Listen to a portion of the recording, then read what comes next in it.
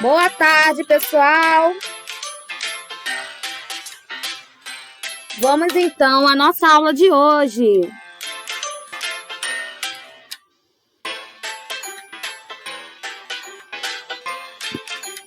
E hoje nós teremos aula de português e vamos falar sobre mais ou mais.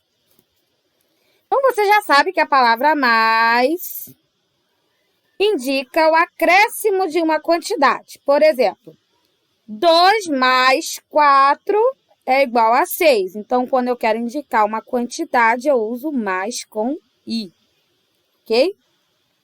Agora, essa palavra, será que ela pode ter outra função? Então, é isso que nós vamos estudar agora. Nós vamos diferenciar mais e mais, ok?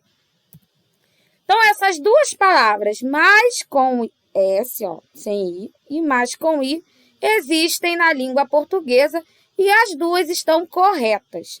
Porém, os seus significados são diferentes e devem ser usadas em situações diferentes. Mas quando devemos usar mais ou mais? Qual é em que situações, né? Porque nós falamos aí que os significados dessas palavras são diferentes. Então, a letra I, ela pode mudar todo o significado da palavra. Então, vamos lá. Mais, dessa forma aqui, sem o I, tem sentido de oposição e pode ser substituído pela palavra porém, entretanto ou todavia, ok? Por exemplo, aqui, ó, tenho muitos livros para ler, mas sempre acabo comprando outros. Se vocês observarem, essa palavrinha mais aqui, eu poderia substituí-la por uma dessas três palavras aqui, ó, porém, entretanto e todavia, né? Vamos ver, ó, tenho muitos livros para ler, porém, sempre acabo comprando outros. Então, sempre que eu posso substituir a palavrinha mais por uma dessas daqui, porém, entretanto ou todavia, esse mais será sem a letra I, ok?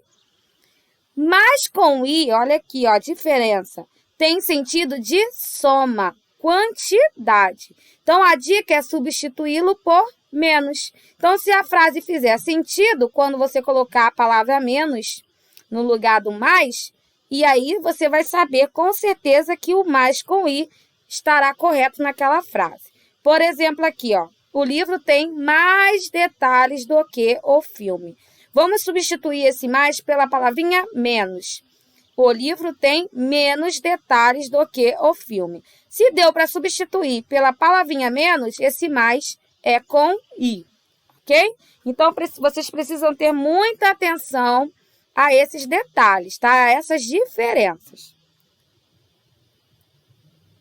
Vamos lá, mais alguns exemplos. Então, aqui, ó, mais com i indica quantidade. Eu comprei mais um carro, ok? Então, aqui o mais com i indicando quantidade. E o mais aqui que a tia mostrou, eu posso trocar pela palavrinha porém, ok? Então, eu substituí pela palavra porém, sinal que naquela frase o mais é sem i. Por exemplo, ele correu, mas perdeu o ônibus. Ou, ele correu, porém, perdeu o ônibus. Deu para substituir pela palavra porém, mas sem a letra i, ok? Ele correu, porém, perdeu o ônibus. Olha aí. E existe também essa outra palavrinha aqui, ó, que é muito parecida com as que nós estamos estudando, né? E também pode nos confundir. Então, é a palavra mais, que é o contrário de boas. Então, esse mais aqui com acento é o plural do adjetivo feminino má. Má, de malvada, sabe?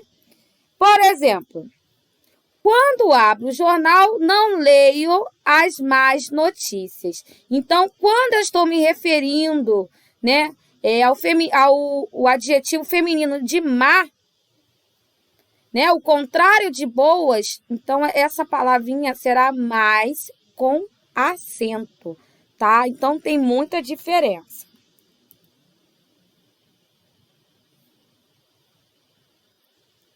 Vamos ver agora exemplos dessas 3 palavrinhas, né, que nós estudamos agora.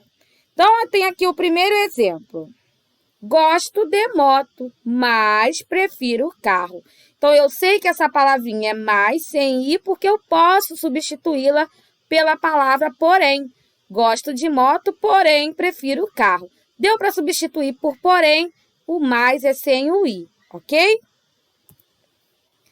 Quero mais suco, né? Dá a ideia de quantidade, né? Então, é mais com i.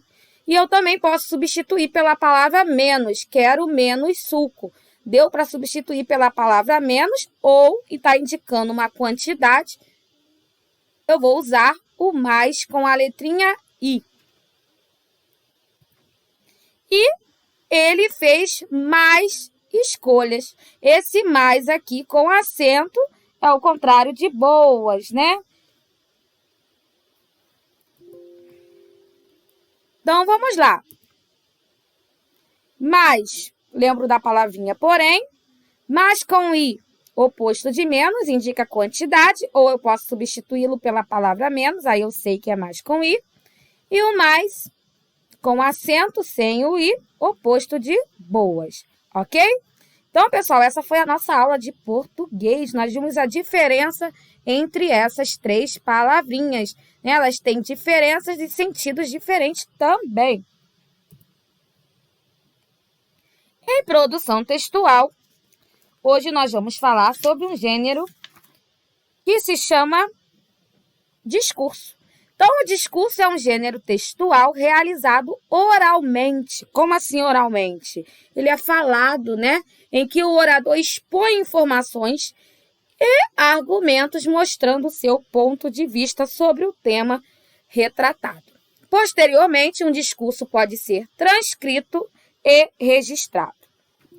Ou seja, após você falar ali, né? Você está ali oralmente fazendo o seu discurso, você pode transcrever aquilo que foi falado no discurso, ok? Então, olha aí alguns exemplos que vocês já devem ter visto pela televisão de pessoas fazendo discurso. Então, ele é realizado oralmente.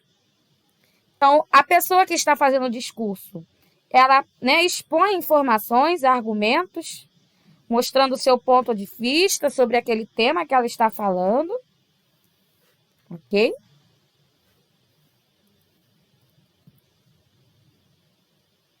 Vamos lá, então, às atividades, produção textual. Nós vamos fazer as páginas 20 a 22, onde vocês vão ler lá um exemplo desse texto, né, desse gênero, que é o gênero textual discurso, na página 20 a 22, e em português,